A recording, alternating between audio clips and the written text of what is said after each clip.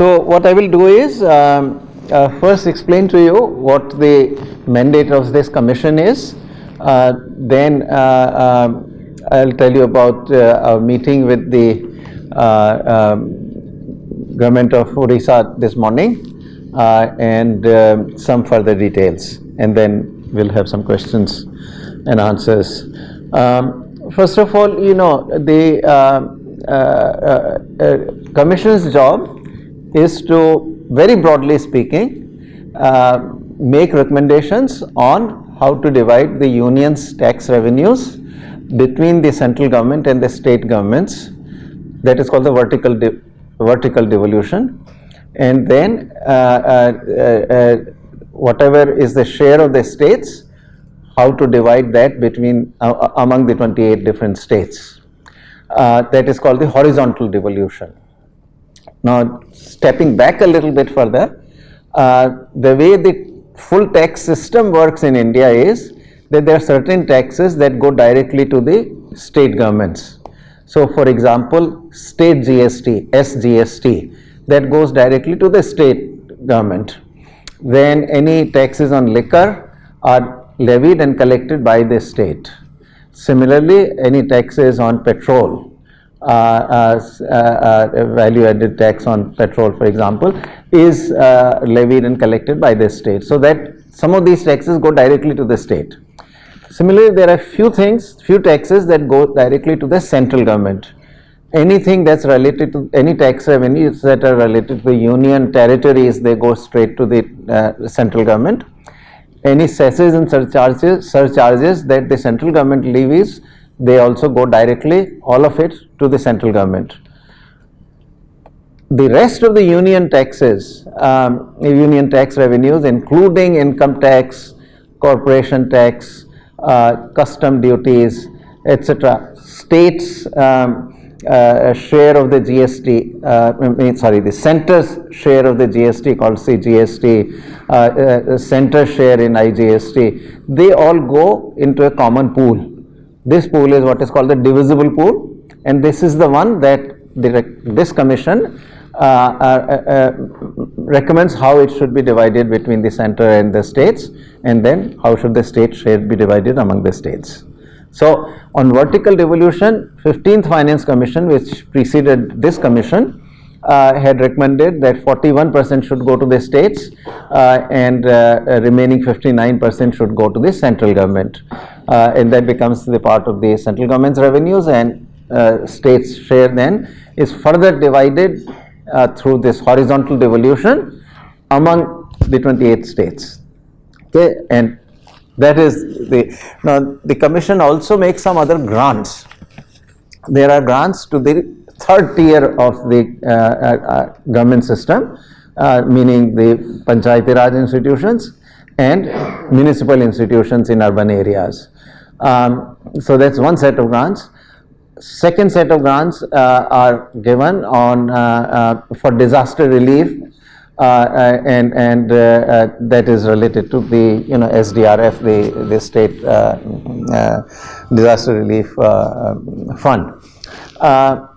And then occasionally the commission can also award grants which are called either the state specific grants or sector specific grants.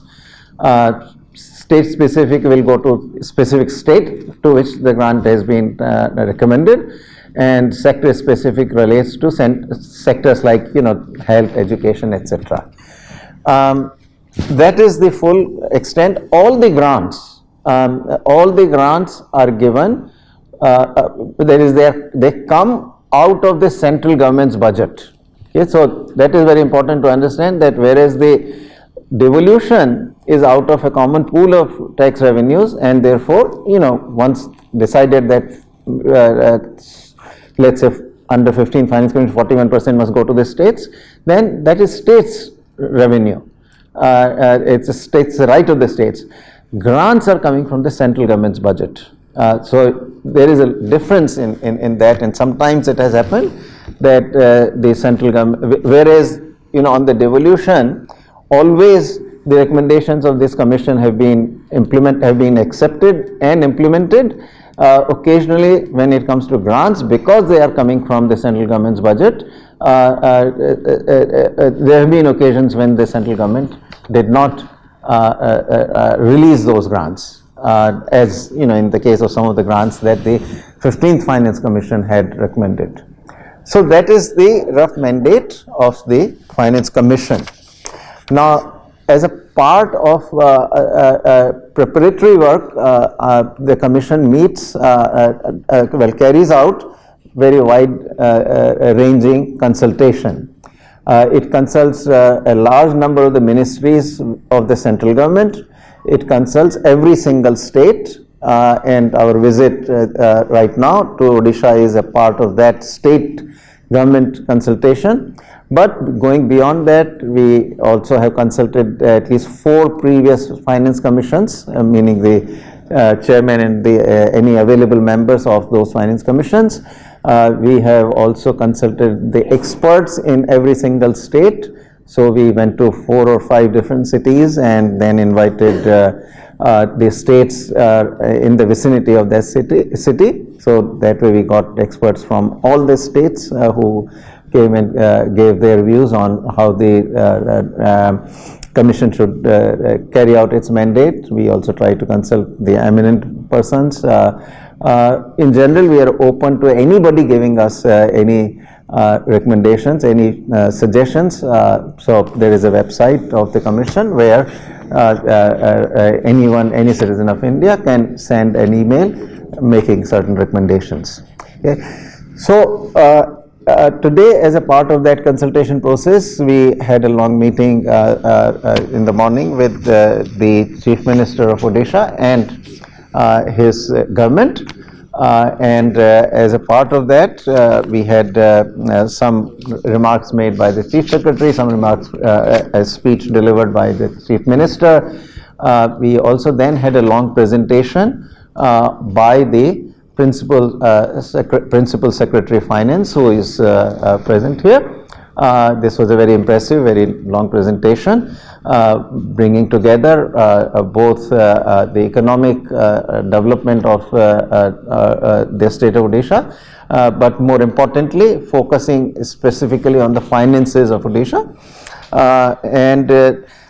Both the speech of the Chief Minister as well as the remarks, as well as the presentation by the Principal Secretary of Finance laid out what the state's expectations from this commission are, right? And in particular, I will describe the recommendations that they made to the 16th Finance Commission as to what recommendations should the 16th Finance Commission make to the President of India regarding the vertical and horizontal devolution. So on vertical devolution, the state's recommendation is that the cesses and surcharges, to which I alluded before, that cesses and surcharges currently levied by the central government go directly 100% to the budget of the central government. These cesses and surcharges are constitutionally not allowed to be shared with the states. So they are not part of the divisible pool. So state's plea was that these cesses and surcharges should be brought into the divisible pool so that the states can also benefit from the revenues that are collected as cesses and surcharges. That was one on vertical devolution. Second recommendation of the state was that the share of the states out of the divisible pool should be increased from 41% under 15th Finance Commission to 50% under the 16th Finance Commission. By the way, the award period of the 16th Finance Commission will be 2026-27 to 2030-31. Generally, each commission makes the recommendations for 5-year period. And then there is another Finance Commission appointed in the meantime, which then would make recommendations for years starting from 2031-32. The 15th, actually, because of COVID, had covered 6 instead of 5 years. So it gave 2 reports. One was for 1 year, the first year, and then the second report was for the 5 years, which will be ending in the year 2025-26. So our mandate will end on at the end of October of this year, 2025, so that we are supposed to make our recommendations to the President of India by that date, so that remember that in the end, whatever recommendations we make will contribute then to the budget of 2026-27. So both central government and the state governments have to be doing their budgets for the next year, 26-27, and so effectively we are very much bound by that requirement, and so must give our report to the President before the end of October 2025. So that was vertical devolution. On horizontal devolution, states made some recommendations also. So what I will do is to give you will give you a comparison of what the state has recommended with what the current practice is under the 15th Finance Commission. All right. So what happens is that this horizontal devolution, which is the division of the state's share in the divisible pool among the 28 states, is done on the basis of certain criteria.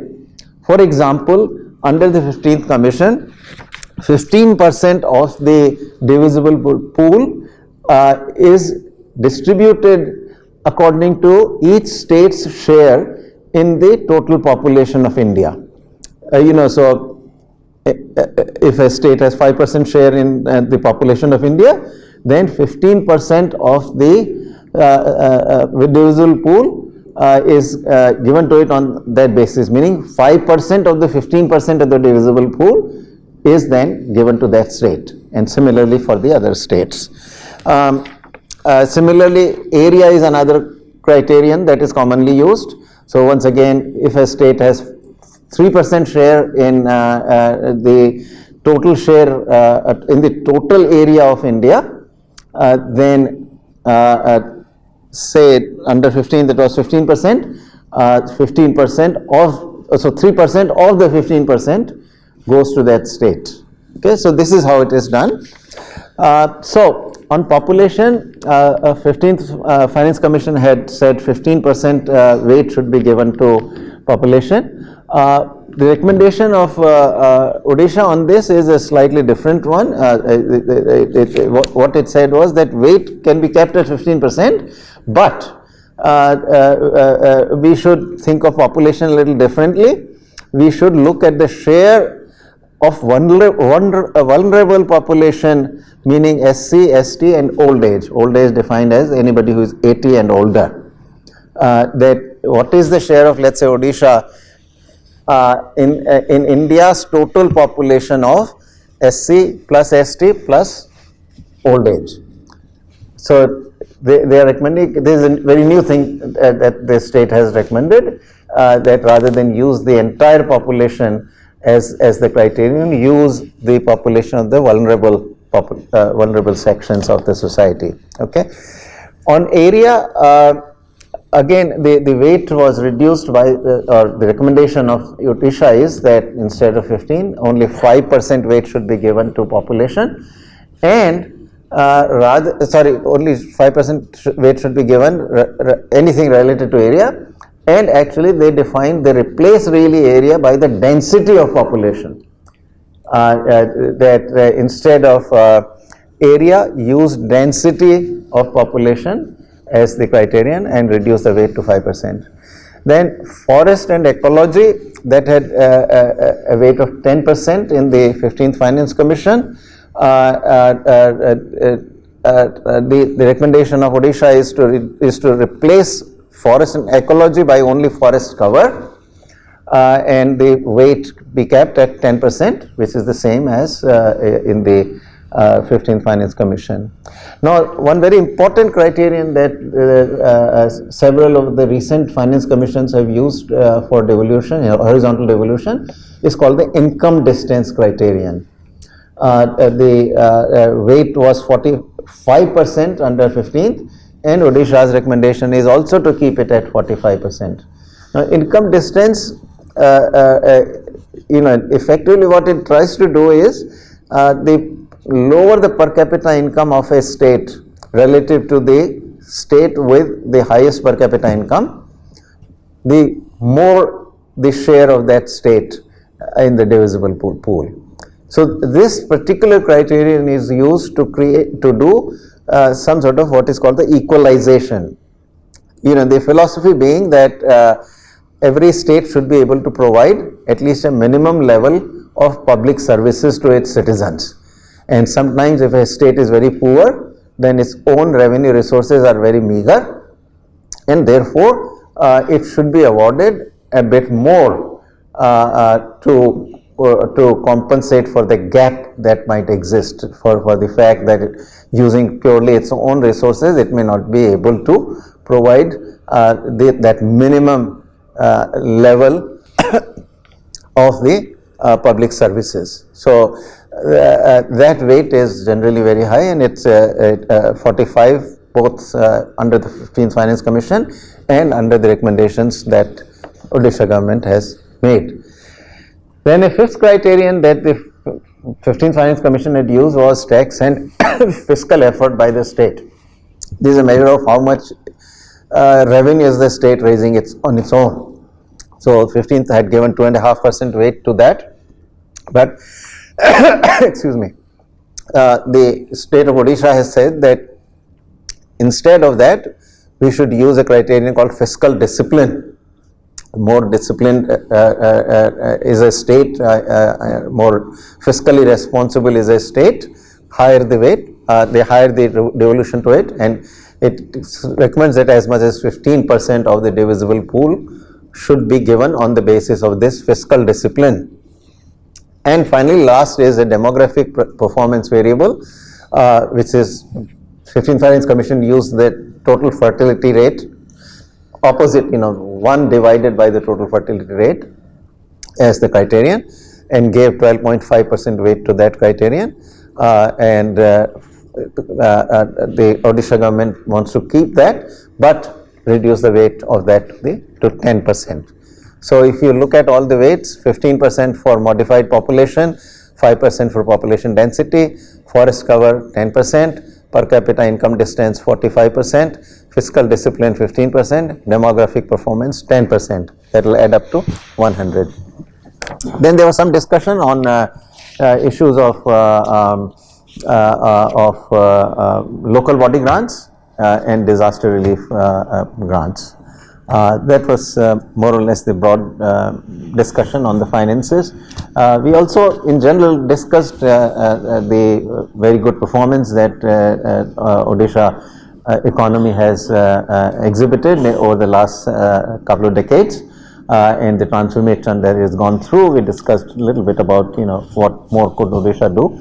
Particularly one particular subject of discussion was urbanization, in which Odisha has been behind the rest of the country, and how Odisha could accelerate its rate of urbanization. The Chief Minister is obviously very development oriented, very forward looking, progressive.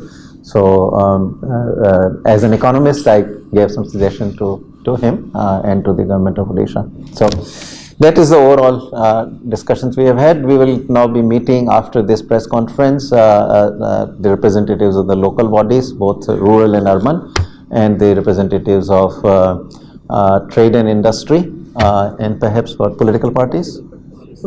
And the representatives of political parties. Odisha रो स्वाद प्रतिटी Odiorne को पसंद मातृशक्ति mix Chhatua सकाळु समय कम हेले खाइबा को तो करि परिबेनी अण देखा सेति पई आपणक साथी रे अछि गहम मक्का काजू बादाम भଳି पुष्टिकर शस्य रे प्रस्तुत सुस्वादु मातृशक्ति मिक्स छतुआ डिस्ट्रीब्यूटरशिप पई जोगाजोग करंतु हमर नंबर हेउछि 9853033447।